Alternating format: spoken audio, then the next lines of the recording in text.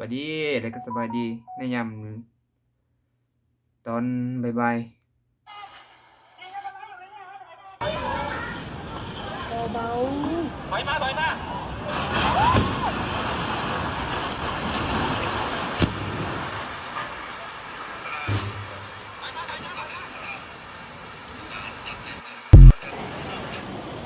ถอยมาพี่ถ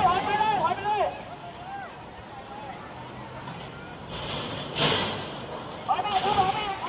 ถอยมายิงกันอะไรอยู่เรื่อยๆครับถอยมา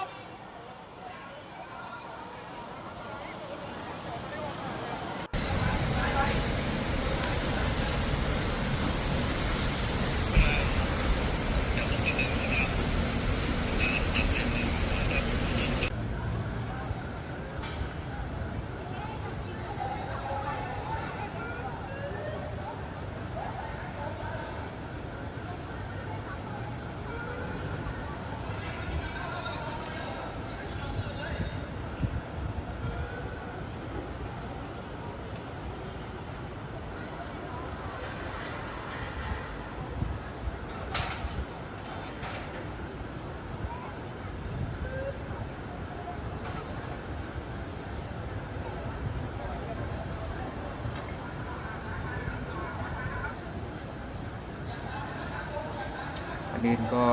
ฝากเป็นกำลังใจให้พี่น้องเพื่อนบ้านก็คือทางประเทศไทยของเราเนาะตอนนี้ก็เกิดแต่สิ่งแปลกๆก็คือไม่ว่าจะเป็นทางสีแดงกัมพูชาคือเป็นดินไหวแต่ล่าสุดนี่เห็นบอกว่าเกิดดินหยุบลงล่าสุดนี่เห็นเกิดแผ่นดินหยุบลงอยู่ใกล้ๆห้องหมอเนาะก็คือโรงพยาบาลเกิดแต่เนี่ยแปลกๆพี่น้องเอ้ยพี่น้องคนไทยก็ฝากเป็นกำลังใจให้เด้อจากเพื่อนบ้านคือพี่น้อง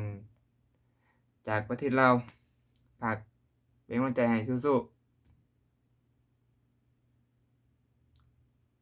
ข่อยสังเกต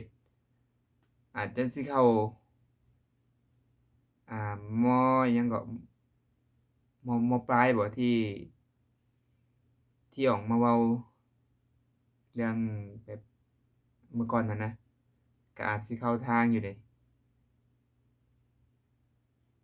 เพราะว่าปีนี้ประเทศไทยก็หนักพอสมควร